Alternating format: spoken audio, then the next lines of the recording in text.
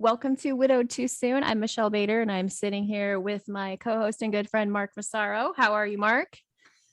I'm doing great. How are you, Michelle? Pretty good. So what has been going on since we last did the podcast? Oh, goodness. The most awesome vacation I've ever been on, probably. One of Nice. them for sure.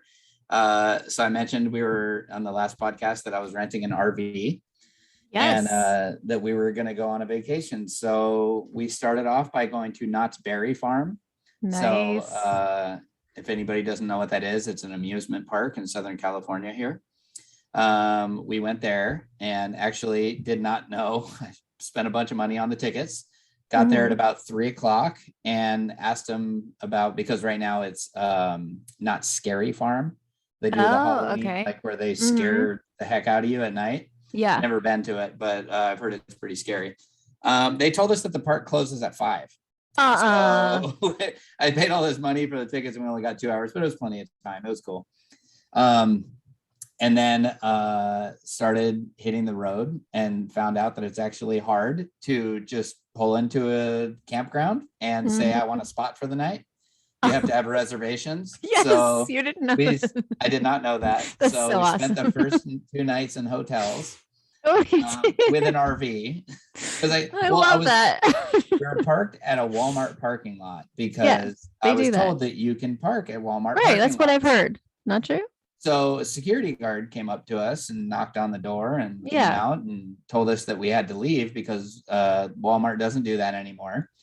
And that Oh. not only that we were in a really bad area. Oh, He said he okay. gets guns and knives pulled on him Oh, almost every no. night.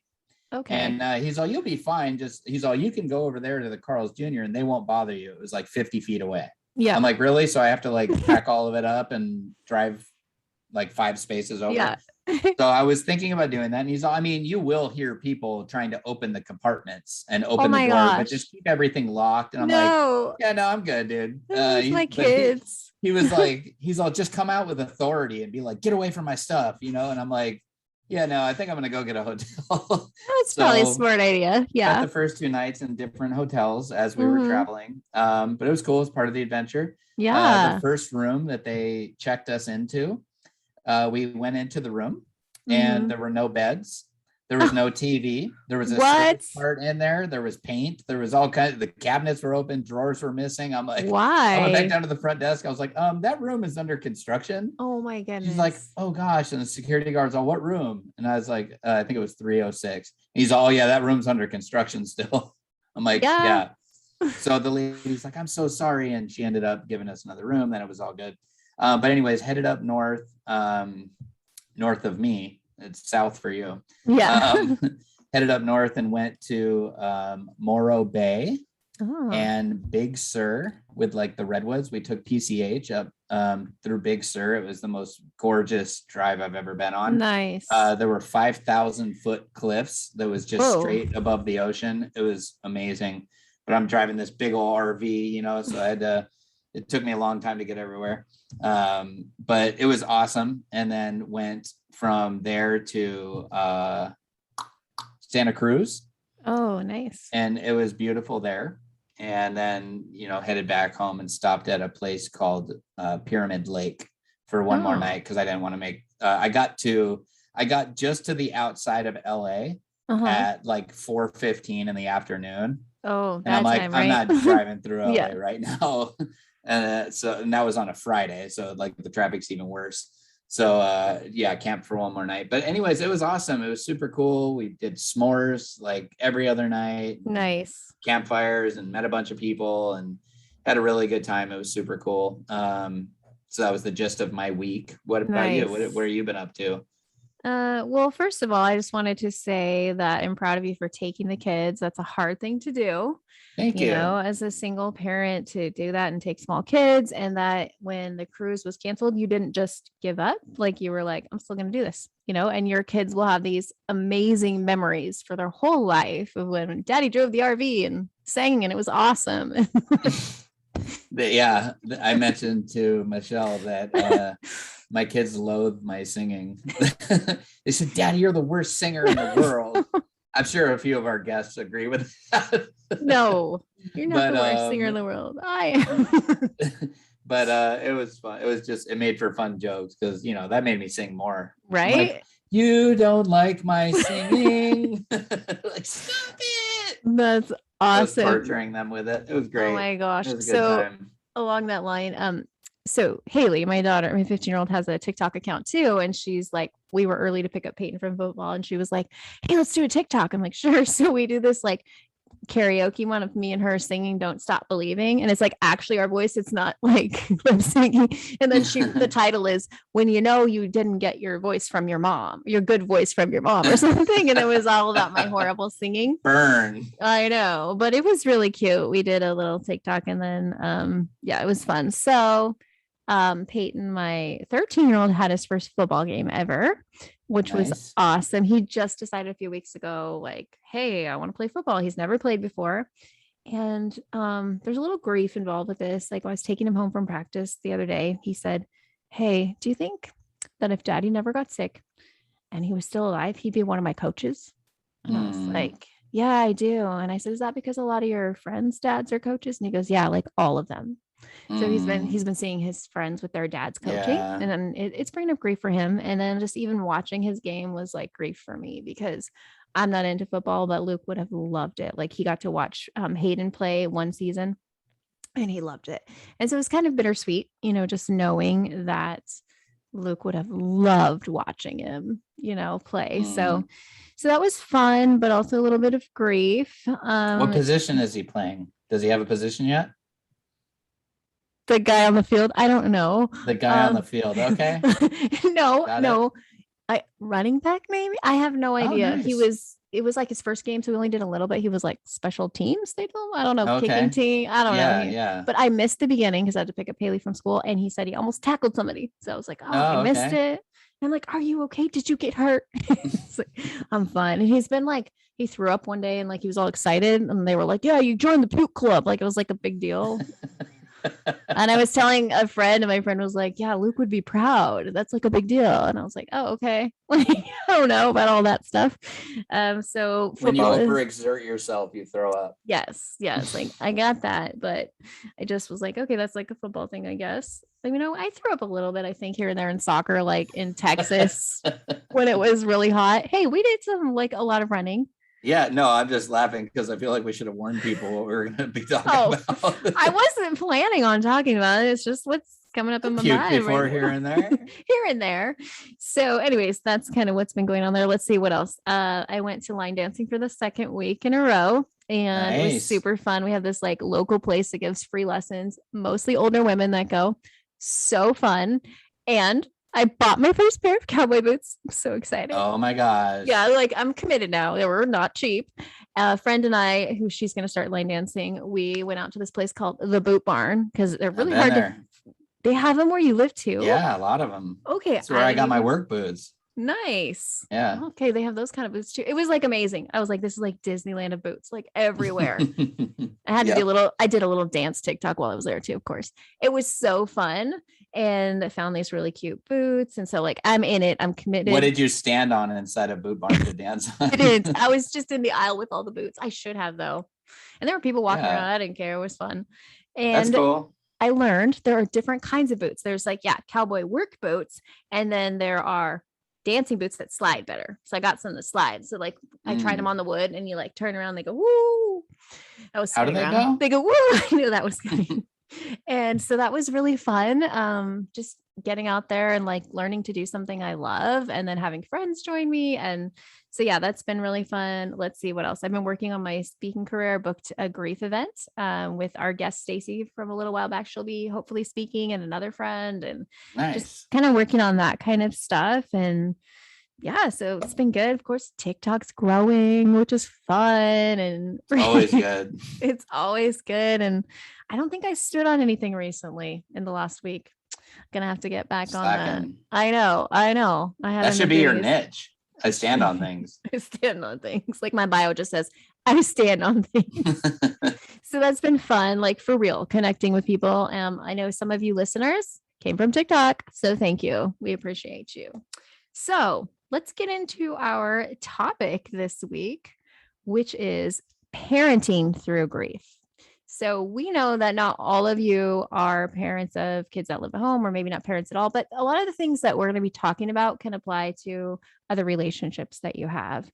So Mark and I have kids different ages. So this is really good because we can talk about different things. So my kids, just for a refresher, are 13, 15, and 17. And how old are your kids, Mark? I mean, I think I know. 5 and 8. Just want to make sure I got it right. So we can talk to you guys about a whole bunch of different things. So let's start with this question, Mark. What has been the most challenging thing in the last little over a year for you about parenting your kids through the grief process? Or like the hardest thing? I don't know if I could specifically say what has been the hardest, because there's been Or moments, some hard things. but some hard things. Just when it's more so my daughter, but just when she like misses mommy, Yes. or when she has questions about like, you know, why did she have to get sick, and things like that. And like you mentioned earlier, if you know, there's questions like, if mommy didn't get sick, do you think she'd be proud of me? Right. And, you know, things like that. And those are always so difficult, but I've personally learned to just like hit them head on and very direct and be very open about it. Yes. And not at all like beat around the bush. And like, so when, for example, last night, actually, she found, and I've showed it to her before, but she found this book that I have in my closet. That's there's one for each one of them. And there are letters from mommy inside of it that she got these books from Amazon when she knew she had cancer. Right. And she always knew that she believed that she was going to be healed, but she always knew that she might die from this. Right. So she took actions. That's awesome. So she wrote letters, and Alexis wanted me to read one of the letters to her last night. And it was very heartbreaking for me. Right. Because she was such an amazing, aside from how amazing she was to me, she was such an amazing mother. And she was just like, one of the letter that I read to her is, the things I want for you as you grow up. And she just had all these great ideas. And you know what, can I actually grab it real quick? Yeah, it's right behind me. It'll just be a second. Sorry. No problem. Okay, I'm so sorry. That's all right. Alexis took it to her room, I believe. But I grabbed Luke's, but just to give you an idea. I'd love to hear this. Yeah. This one is titled, To Luke. My wishes for you are that you would grow up to be a strong, godly man like your dad. He is a wonderful example of how to treat people and live in relationship with Jesus. I wish that you will find success and stability and pursue dreams. I wish for lots of fun in your life. I wish that you'll stay friends with your sister. I wish that you get a good education and gain lots of skills as you grow. I'm already proud of you now, and you're just 4 years old and 3 months. You're very happy and easygoing. You play independently very well, and anyone who ever babysits you says they have so much fun with you. I wish for God's will in your life. I hope that includes a wife and children when you're older. I pray that you never deal with major illness. I pray you find good friends who are loyal to you. I pray that God directs your steps. Love, Mommy. Wow. And they're just these really cool little letters, and there's a bunch of pages, so I won't keep reading them, but there's what I want you to know about me. Oh, I love it. The world I want to give you is, one really special thing about you is, on the day you were born, your first home was like this. This is your idea of a good time. I laugh when my first impressions of you were all the things I hope you'll try someday. So It's a really cool little book. It's called Letters to My Baby. Right now, read later, treasure forever, a paper time capsule. So when I read those, and now Lacey didn't have the ability to complete the whole books, unfortunately. Right. unfortunately for the children. But I just read those, and it's so difficult for me because it just reminds me of how incredible she was, and how much better off the kids would have been if they still had her in their lives. And so that's, to answer your question, that's probably been the most difficult thing for me, is just fielding questions. Right. And then also when there's moments where they realize that they don't have a mom, Right. at different events or things, when it's like, oh, bring your mommy, and they have to say, I don't have a mommy, she Right. died. Yep. Those are really hard because I can see it in their face. They're strong, really kind, loving children, but they're, especially my daughter, her heart is very, very tender and sensitive, and she can just wake up crying in the middle of the night that she misses mommy, and she never like uses it. I'm so proud of her. She never uses That's it awesome. for her advantage or like to get out of a tough situation. She never like gets in trouble and like uses mommy as like an excuse or anything like that, if that makes sense. But anyways, how about for you? Well, Same first question. I want to share, I had a book with Luke too. I was just looking, I found some of the pages on my phone that I want to share. It was called My Father's Story. And we would sit down. We did it probably the last couple months of his life. He wouldn't do, I wanted to do videos. He's like, I can't do that. What am I supposed to say? Sorry, I'm dead. That's what he told me. I was like, no, like he couldn't think that far ahead, Yeah. and he wouldn't do the letters. I bought the letters. He wouldn't fill them out. But I did find the book, and he would sit down with me and I would voice record him. So I have all the voice recordings, and then I would write it down. And I'm not even sure he knew I did the voice recordings. I just pushed record on there and I did it. And so we did get like, what do you want to say to each one of the kids on their graduation day? So Oh, I have that, nice. and they know that, like, Hayden's going to graduate this year. Well, 2022. So this school year. And he knows that on that day he will get a voice recording from his dad, as well as I'm going to Wow. write it all out, like in a card maybe or something, his That's dad's awesome. words. Yeah. So I wanted to do like, what do you want to say on their wedding day? Like that was the next question. Actually, I asked him like 2 days before he died, and he's like, I'm too tired. And so we never finished that. But this one has like a lot of memories. I have pictures on my phone because for, I think, my mother-in-law's birthday last year, I printed out a lot of these for her. Like they're like memories of different things. I think the ones that I have here, like this is just cute. It says this was on May 12th. So it was 11 days before he died. What was your favorite fad from your generation? What fad was the most embarrassing? He wrote, my favorite fad was wearing camo to school, and all my buddies wore it from 4th to 6th grade. Travis and everyone. So this means a lot to his mom, who knows these people. All the jocks started wearing it. I liked what I liked. And something, I can't read what I wrote. And I was proud of it. And then he wrote, no fanny pack. It was just like, did you ever skip school? If you did, why? I mostly just took a long lunch and skipped the next period. It's just like cute little memories. So the kids will get to know more about like his childhood, like things I would never know, like I wouldn't remember. Oh, I love this one. What do you think is the most important role/task of a father? To instill the values of Christ. So these are his words. To instill the values of Christ first, and everything else will be a piece of cake. Obey your mother and father. He used to say this to the kids. Be nice to brother and sister, like I used to tell Hayden. Always try to be nice to others, because you never know how you will need their help in the future. So he just had little things. Little words of wisdom. Yeah, one more. What is the one thing you want people to remember most about you? And this was on May 6th, right before he died, a few weeks. That people can feel the Lord around me. They can tell something's different about me. They see God through me. Wow. And so it's just like precious to like have these, and I want to be sensitive to the people out there who they had sudden deaths, and they didn't have these, and so what I would recommend for you is like writing down memories, like for your kids, like special things you did with them, like remember like everything that you can, him or her, so that you will have those memories written down before you forget or something. Yeah. And the way that if you, for those people that have the sudden or maybe didn't even, plan, we're too wrapped up in everything going on to even think about this stuff.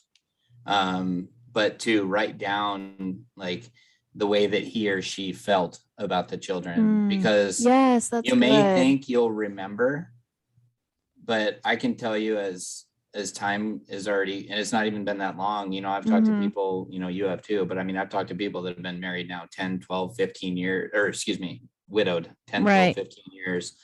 And one thing that I've heard is that you forget, and I can already see that to be true, and not like, I don't know, there's still a lot that's like, that I don't feel like I'll ever forget, but like, there's just certain things that I don't feel like I can remember. Like I used to be able to, like, I have to think really hard now to think about what her laugh sounded like. Like, I think I can like picture it any time, but like when I really think about it, I have to focus to like remember what her laugh was like. And I remember the style of laugh, but to remember what it sounded like. Yeah, I'm trying to do that right now with Luke. And it goes, so these things, they start to fade as, you have, I mean, because my mom is still alive, but my mom moved away when I was 16, and I've only seen her a handful of times since then. And I forget a lot about her. Like, so it's just being away, being separated from somebody, you just tend to forget. So I would recommend, if you have fresh memories of, what your significant other wanted for your children, or how they felt, when the kids were born and things like that, like write all of it down somewhere in some kind of journal, or type it in a Microsoft Word document or something like that, just to have it. And even if you think you will remember, because I mean, it's so precious. Like, even though I could tell it hurt Alexis, like I know it was really precious to her. Right. She's been carrying the book around all day today. Like, I showed it to her a while ago. And I actually found, I was looking for a picture of Lacey a few weeks back to show somebody, a particular photo, actually of her with a tarantula on her face. And I couldn't find the picture, but I did find a bunch of letters from Lacey in Alexis's baby album, a bunch of letters that she wrote her at 3 months, 6 months, 9 months. And this is what you're doing now. This is what you're like, and blah, blah, blah. And, this is obviously way before she knew she had cancer or got it. I don't know how that works, but yeah. So anyways, it's, those things are treasured. I have every letter, every card that we ever wrote to one another, because of her, fortunately. I'm not really, I saved like the big ones, intentionally, but she saved like everything. She's like, oh, like I'll save that. And so I have this box of letters from when we were dating, and all kinds of stuff. So, but so I don't think you ever, I didn't answer the question. What's been really difficult for me. I think it was in the very, very beginning, like days after Luke passed away, and people were telling my oldest that he was now the man of the house. And I know they did it with good intentions, to be like, you're the man of the house now, but it confused him with what his role is. Well, then, like, I can tell the other kids what to do. I can tell, like, it was a very confusing time. And so I think that was definitely, with him specifically, the most challenging time, because everyone kept telling him. So my advice is, like, don't tell people, don't say that to kids when their parents die, that you're the man of the house now, or you're the woman of the house, whatever, because they also don't need that pressure to fill that role. And so I know that people that told him that meant well, but it was very confusing, very challenging. That was the hardest time, the first few months, because he was acting out a lot and like taking out his grief in that way. And I mean, things are a lot better now with him, but that was definitely the most challenging.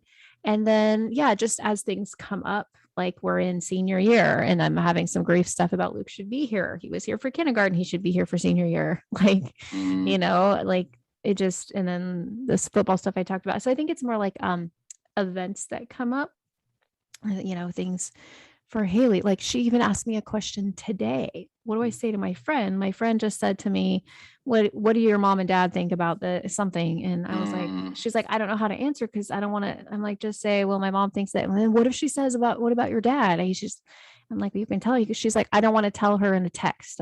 That's just awkward. And so just little things that, like, then your kids have to deal with, that kids don't know. And like the situations, and I get emails sometimes like addressed to me and to Luke from school because they haven't updated and teachers don't know. This isn't about parenting, but just kind of a grief thing. I got the mail. I'm sure we've all experienced like mail triggers, like the things you get in the mail. So I got 2 letters addressed to Luke offering him life insurance. So kind of funny. Like in the TikTok, I was like, we just have to laugh about these things. I'll take it. I know. And then this one's hilarious. It was his credit score, which is way higher than mine, by the way. It was like, you have great credit, blah, blah, blah. I'm like, how does he have the good? I don't know. That was confusing to me, like how his credit score had gone up since he's been gone. I don't know. And that's an income ratio. Right. I have no idea. And then he got a good driver's discount offered to him, like a bunch of stuff. Yeah. He got all you've been driving great. No accidents in 16 months. So it's just like, you have to laugh. But anyways, going back to parenting, I definitely think it's like the events that come up. They're like, man, I wish they were here. I'm sure people can relate. Or people, when you meet new people and you have to tell them, or your kids have to tell them like, I don't have a mom, I don't have a dad, or, whatever. It's awkward. It comes up a lot. Yeah, it does. And I think for me, it's just, when I feel, it's like, there's 2 kinds of grieving. Like you grieve for yourself and your loss, and then you grieve for your kids. And I feel like the kids one is even more heartbreaking. Like just, not to sound, you'll understand what I'm saying. We can get new spouses. No one will ever replace them. We can get new spouses. They are not going to get a new mom or dad. And right. I mean, yours are littler, so they may call someone else mom or dad. I mean, mom, not dad. Eventually. I mean, you do you. But I'm just saying, mom. Just kidding. Okay, but what I'm saying, mine are older, so they probably never will, but they will never get a new, you know what I'm saying? Like, nothing, you get it. And I'm sure people listening. And so my heart breaks for them in a different way. Yeah. Because I still have my mom and dad, thankfully. And it's hard for me to like imagine, what if I had lost one of them when I was a kid? Like, it's so hard for me to imagine. And so it's my heart breaking for them. Oh, I've only been to a wedding like one time since Luke passed away. I know we've talked about this, but like the grief that comes with that, like for me, it was all about who's walking Haley down the aisle and like thinking about all of that stuff, which I don't need to worry about. God's going to provide like the right person at the right time. But and when the dad was giving the daughter a toast, I was just like, oh, like Luke won't be here to do that, but it's okay. God is going to provide. So I think those moments have been the hardest for sure. Just when my heart breaks for them. So let's talk about what are some strategies that we use in our parenting to help them cope. Like I know, just for example, keeping their memory alive. I know both you and I do this, like talking about our loved ones, telling stories. Like what are some things that you do to kind of like help with the grief process? So I bring up mommy often. Good. I don't ever make it like a taboo to bring it up. Right. That's good. Because I know from experience, you don't forget, my kids don't forget, particularly Alexis. Luke was very young. He remembers mommy, but not nearly like Alexis does, But I bring her up and I'm like, who did that really well? Your mommy. Like your mommy did that. And let me tell you why. Or I'll tell them funny stories. Like, so for example, I was just talking about this on our trip. I told Alexis and Luke, I think had fallen asleep, or I don't know. He's not as interested in the stories, but I said, it was something really funny that your mommy used to do. And Alexis goes, what? And I was like, well, the first couple years we were married, we were getting to know it. Well, we'd been dating 5 years, but we never lived together until we were married. So, there's certain things you don't know about somebody else. So when I eat food, I tend to put what I like the most off to the side of my plate so that those can be the last tastes I have in my mouth. That's funny. Lacey used to think that was the food I didn't want. And so she'd always be like, oh, do you not want that? And she'd just grab it off my plate. And she's like, oh, this is like the best part. Oh, you don't like this? Oh, this is like the best part. And I let her do it for years. Without time. For 3 years because we were in our apartment, then we got our condo. I think it was about it was in between 2 and 3 years I never said anything. I Mm-hmm. just let her eat all my good food. Oh my So goodness. finally, after she took, I was saving this really nice piece of my ribeye. It was like, I like the Mm-hmm. fatty pieces. Like, I Mm. think it's the tasty part. I set, sorry for the vegetarians and vegans out there. I set that off to the side of my plate. And she's like, oh my gosh. And she just grabbed it and eat it. And I was like, It's time to tell her. final straw.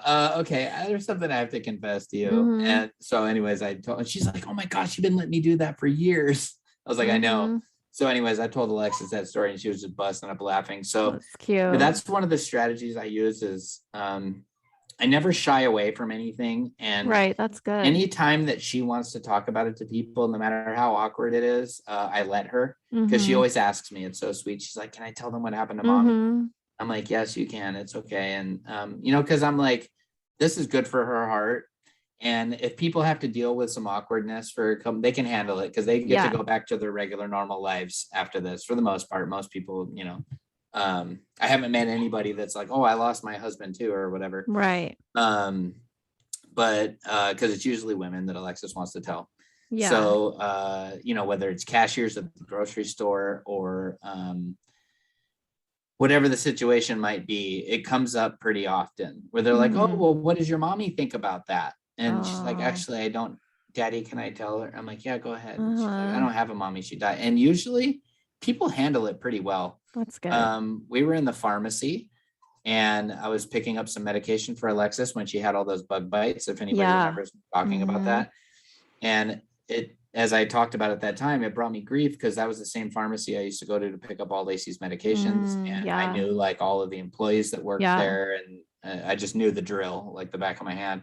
There's a woman behind us and um, Alexis, the lady said something and Alexis said, can I tell her? And she said, can I tell her what happened to mommy? And the woman like picked up on it. And so Yeah. she knelt down, she got Oh. down on her knee and she's like, what happened to your mommy? Oh, sweet. Before I even gave her permission, like Yeah. she was already like, yeah, it's okay. Like, tell me. Yeah. And she's like, my mommy died from cancer. And Mm. she's like, I am so sorry, sweetheart. And she's like, I hope this is okay with your daddy. Can I know your name so I can pray for you? Oh, And I sweet. was like, thank you. That's awesome. Mm-hmm. Yes, please pray for us. And she's like, I will. I'm going to be praying for you guys in the name of Jesus. And I was like, oh, that's awesome. And Awesome.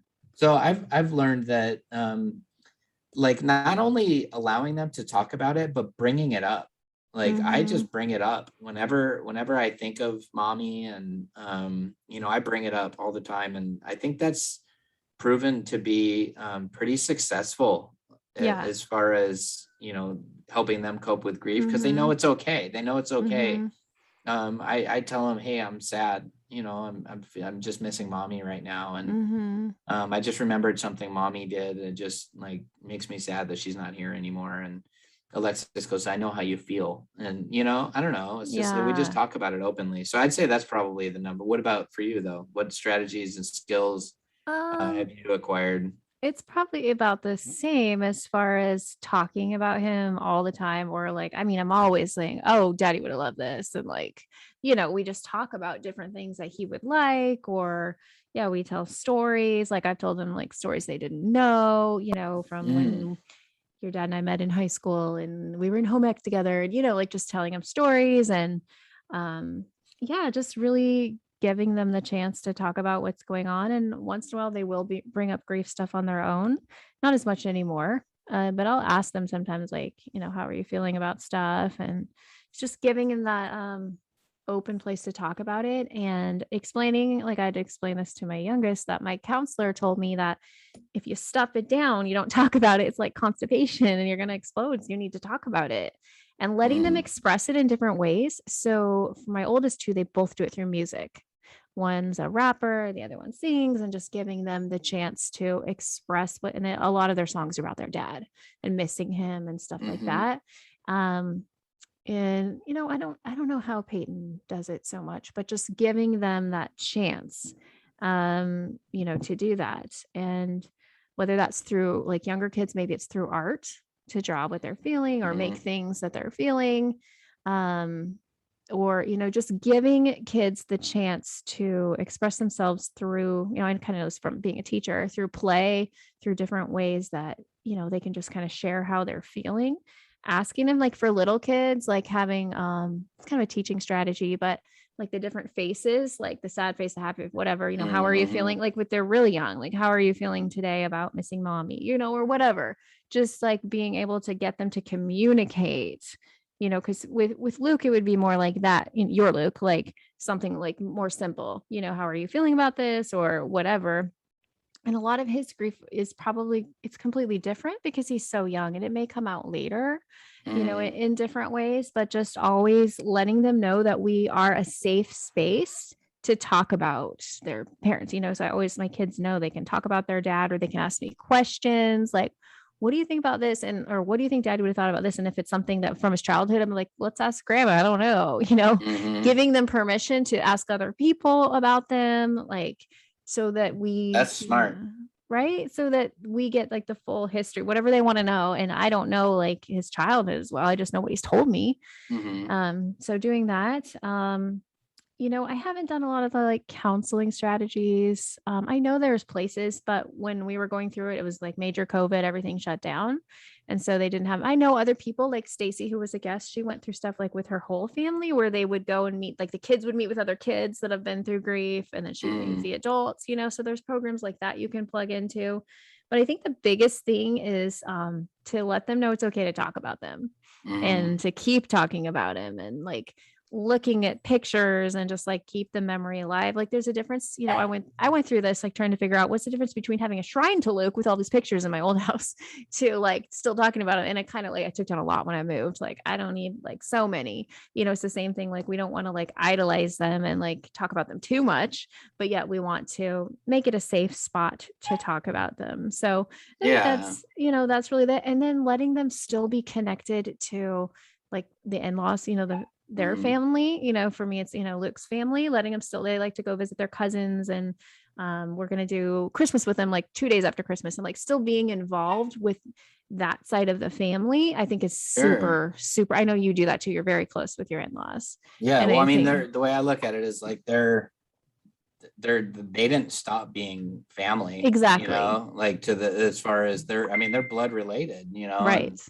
so, yeah, I think it's important to, I think it's great for me too, to still have a relationship with them, but, particularly for the kids, it's important that they have that connection, because there's a lot of things that my, in-laws can tell my kids that I didn't know. Yeah, exactly. Like you're saying, like, I didn't know her when she was a little kid. I mean, I've learned a lot, but I don't know. But I just want to encourage people too that are in the beginning, and maybe going, maybe they're figuring this stuff out for themselves. It feels very uncomfortable at first to randomly bring up your spouse out of thin air. At first, I remember that, because you're not sure if you're just going to trigger them. Yeah. You're not sure if you're going to trigger grief for them. Let me encourage you that you're not going to just automatically trigger grief. And if somehow you do, that's a good thing. It's a good thing, because those feelings are in there, whether they let it out right then or whether they let it out on their own some other time. Those feelings are in there. They're not going to forget. They're not thinking about it just because they're not talking about it. And I would strongly urge you to just bring it up. Just bring up your spouse. Say, hey, did you know mommy or daddy did this? Did you know that you remind me of, like, in my case, I'm like, do you know that you remind me so much of your mommy when you do this? Really? Right. Yeah. Because your mommy had a really generous heart too. And how you love to serve people, like that's your mommy loved to do that. And so just bring it up. But I can say it might not be this way for everybody, but if anybody is feeling this way, I can tell you, I can relate. It does feel awkward to just bring it up out of nowhere at first. You get used to it, and you kind of learn that it's okay to just bring them up at any random time, but it's kind of scary at first, because you're like, oh, they're so happy right now. Like, I don't want to trigger something. And I think it's good. Because what we feel. We can heal. Come on, I was trying to lip it along with you. Oh, I thought your microphone went silent for a second. I'm like, no, there's a glitch. I was lipping it. What we feel, we can heal. It's really good. True. And it's the same thing for our kids. We want them to feel the feelings. We don't want them to stuff it and never talk about it until they're an adult. Yeah. And then they're like, I've never dealt with my parents' death. Like, we want them to, yeah. I think some other important things are to also like make them feel safe, because they have a fear of you going away too, because their other parent died. And so just doing your best to make them feel safe that like, I'm not sick, like, oh, like if you get sick, they're like worried, like, and to try to just like reassure them everything's okay and all of that stuff. Like, so that's, definitely making sure they feel safe. And just really, taking time to listen to them and help them walk through this. And there's no like, same thing with their grief. There's no timeline on it. There's no right or wrong.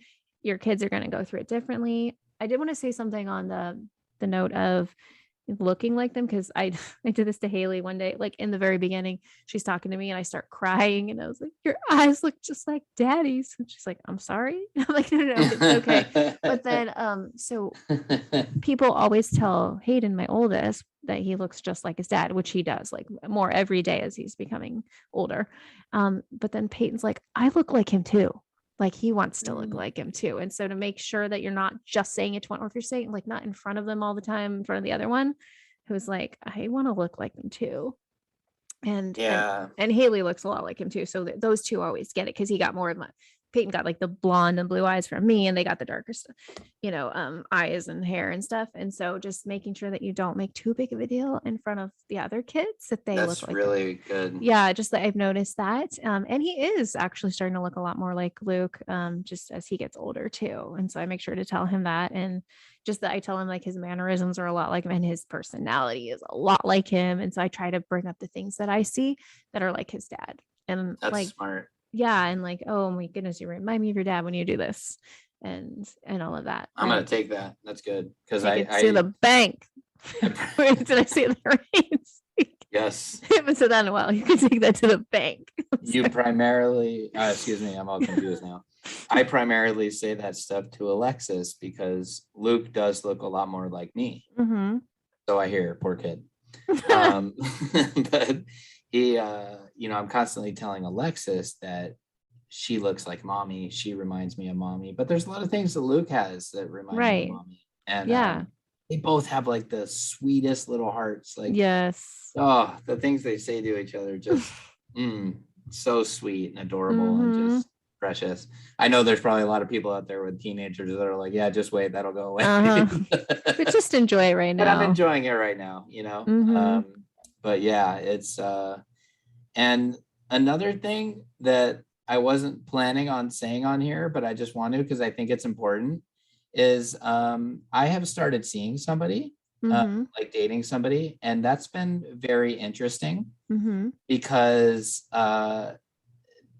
just seeing it caused me grief. Honestly, it caused me grief seeing the kids with her. She's really sweet to them. She's so nice to them, and they really like her a lot. But there's so many things where I'm like, man, like that should be mommy, and it's nothing against her. Right. She's a really, really great woman, but it's just, it's just these things come up and they're just interesting. I mean, you had your life planned till death do us part. Right. Exactly. And you thought that meant until we were old, Right.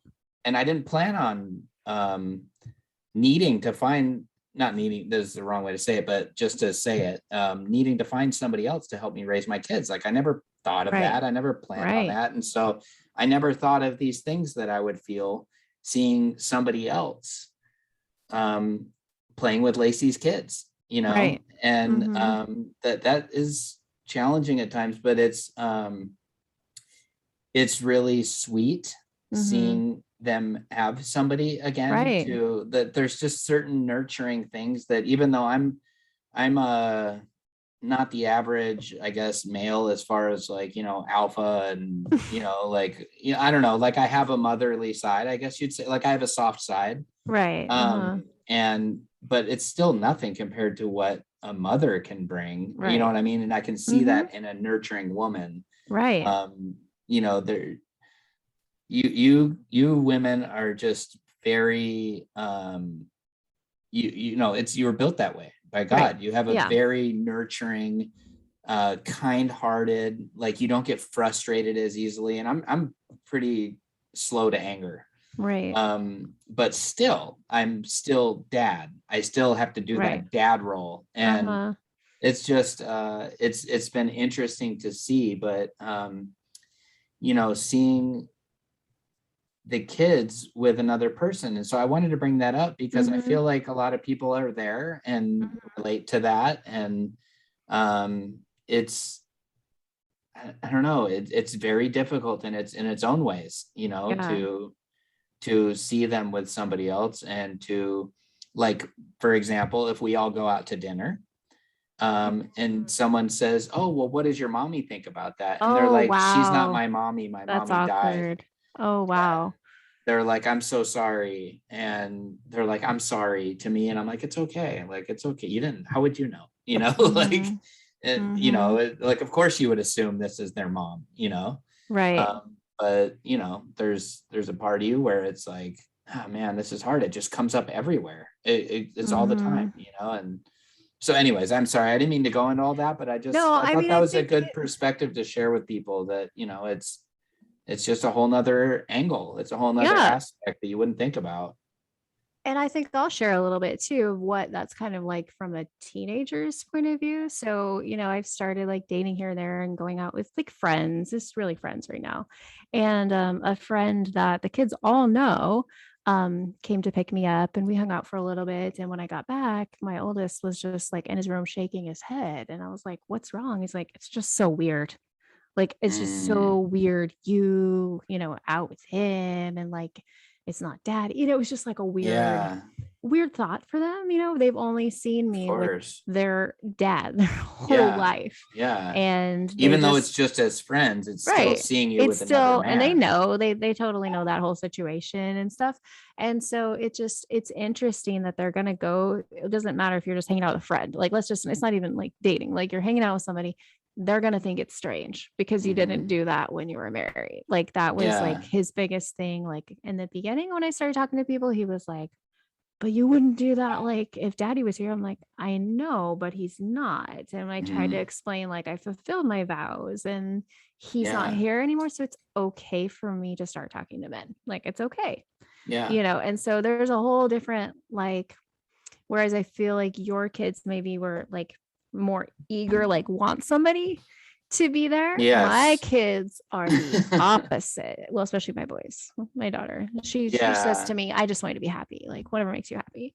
But it's a whole different side of that when it's teenagers and they're feeling like I don't want anyone to replace my dad.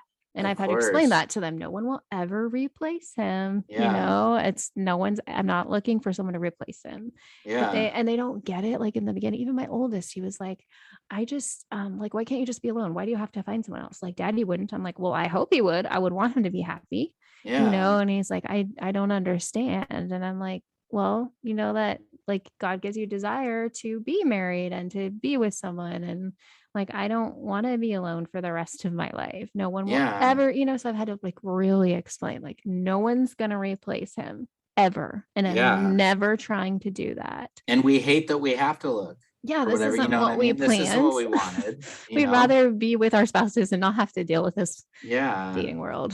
So it's yeah, so it definitely there on the teenage side of it too. So wherever your kids are, and I've heard even adult kids, have a hard time with their parents like Sure. dating again and I could imagine. all of that. So wherever you're at, I would think the most important thing is to just like talk through it with them like when it's the right time. They don't always have to know right away, but like when it's the right time, or if they're going to see you with somebody, make sure that you talk through it like before, which I did, and that they just kind of know where things are at so they're not feeling in the dark. I think Yeah, that's my the kids are super the opposite. They're right. like, we were dating for I think like 2 weeks at the time or something. And they're like, when are you guys getting married? I'm Right. like, oh my Lord. Like, slow your roll. Right? Yeah. So But it was like all the time. Mhm. They were asking about it. Are you guys going to get married? Are you guys going to get married? Are you guys going to get married? When are you going to get married? Can I plan your wedding? And I'm like, Oh my God. it was making me really uncomfortable. Honestly, it was causing me Yeah. grief. I'm like, honey, it doesn't work like that. I'm so Right. sorry. Like, I don't want to just shut you down, but like, Uh-huh. I'm just getting to know her. Like, Right. I'm not ready to talk about that with you, Right. and it was like, I don't know, it's hard to explain, because they're like, well, you like her, she likes you, we like Right. her, she's really nice, why don't you guys get married? I'm like, Right. it They just don't doesn't work understand. that way, Mhm.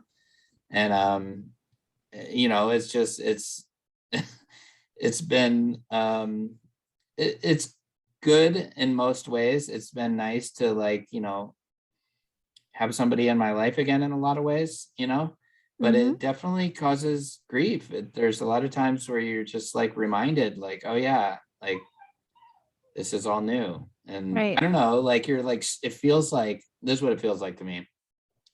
I built this whole life with Lacey for 18 Right. years, almost Right. 18 years. And like everything was just, we knew each other like the back Oh of our yeah. hands. We had plans for our future. We knew where we were going in life. We knew what we were doing. And then all of a sudden it's like, stop, cut it off. Now Mhm. start over. Yeah. And it's this feeling of like, Uh-huh. I remember for a while, I was like, before I started dating, I was like, I don't want to start over. Like, I don't want to Mhm. start over. Like, I want what we had. Right. And, you can't have that. And so it's like, well, do you want to be alone forever? Right. Or do you want to start over? Because those are your options. And Exactly. it's kind of like, dang it. And that like brought me grief, but it's been nice in a lot of ways. Um, and hard in some ways too. Like, Mhm.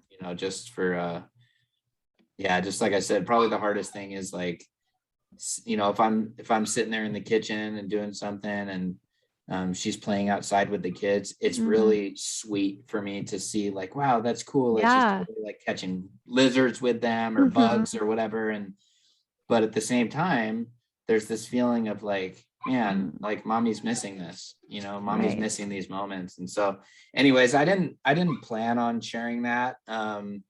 But I don't know, it just seemed on topic, and Yeah. I like being open and vulnerable and honest. And I That's just wanted good. to share that that's just a whole nother aspect Yeah. of parenting through the grief, And I didn't plan on so sharing that either, but I think it's important to know the teenage side of it. yeah, And, for sure. what kind of things they go through when they see you with someone else. Yeah, I Yeah. bet that's Well, a I whole think this different is, animal. yeah, it definitely is. Did you have anything else to add about parenting through grief? um no. I I can't think think of we, anything. no, I think I we can't think of covered anything. a lot of good stuff. And I hope, to the listeners, I hope this is helpful for you just to hear our experiences with young kids and teenagers, and that it helps you in some way, and you can definitely like reach out to us, ask us questions. I know this is a topic we haven't talked about, and I'm sure, we'll probably have more to talk about as we go through this more and have more experiences with our kids Mhm. and they get older and different milestones and, all of that stuff. So, would you like to close us out in prayer, Mark? Yes, sure. All right. Heavenly Father, Lord, we just thank you so much for all the wisdom that you bestow upon us in our daily lives, all of us in this widowed journey. Um, because any day where we get by and get through the day is another day blessed by you in some way, shape, or form. We just have to recognize it, and I pray that you give us the ability to do that. This isn't what any of us signed up for and any of Mhm. us wanted, but we pray that you would just carry us through and walk with us, and carry us through these journeys so that we can be the parents that our children need, because they're in very unique situations. And these kids don't know how to do this on their own. They need to see Mhm. us. So I pray that you can help us all be strong leaders for our family, whether, male or female, that you can help us be a leader for our family, and guide our children through these really uncomfortable, hard roads. And I pray for all the children. I pray for all the children that Mhm. their parents may be listening right now, or even some children may be listening. I pray for all of them, Lord, that you would give them strength and peace and comfort, knowing that no matter what, they have a heavenly Father who is there for them, no matter what. And yeah, I thank you for this opportunity to speak to people. And I pray that our words are a blessing and that we represent your kingdom well. And it's in Jesus' name I pray. Amen. Amen. Well, thanks everybody for joining us. If you want to email us any questions, prayer requests, or if you want to be a guest on our show, which we mentioned last week, we'd love to have you and hear your story. You can email us at widowed2 with the number 2, widowed2soonm@gmail.com. You can also follow us on Instagram, widowed2soon_. And if you really like the show, you could give it a little bing, 5 stars on Apple Podcasts or anywhere that you listen. So thanks again for listening, and we look forward to talking to you next time. Have a great week. Come be our guest. Be our Be our guest. guest. Be our Be our guest. guest. Put our Put our magic service. to the test. No, it's I don't know. service. Oh, whatever. Tie a napkin round your chest. Blah blah blah blah blah blah blah. Okay, now I We believe have you. forks. We have spoons. Don't believe us? Ask the dishes. Okay, we do not have forks or spoons or dishes, but we want to hear your stories. Just can't encourage you enough to reach out to us and just tell us how God is carrying you through this journey. Or, if you're having a difficult time, please reach out to us. And, Yes. we want to hear, we want to branch the show out into your guys' stories. So please build up your courage, pray about it, and reach out to us because we'd love to hear your stories. Thank you. Sounds good. All right. See you next time. All right, Bye. bye.